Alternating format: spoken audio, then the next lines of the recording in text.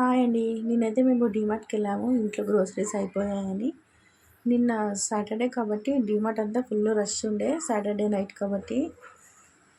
ఇంకా డీమార్ట్‌లోకి అయితే వచ్చేసి మాకేమేమి కావాలో తీసుకున్నాము.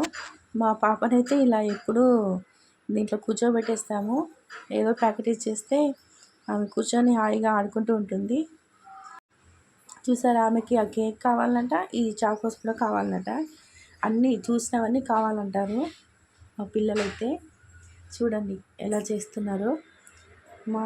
మేమైతే ఈ గ్రాసరీ షాపింగ్ చేసాము.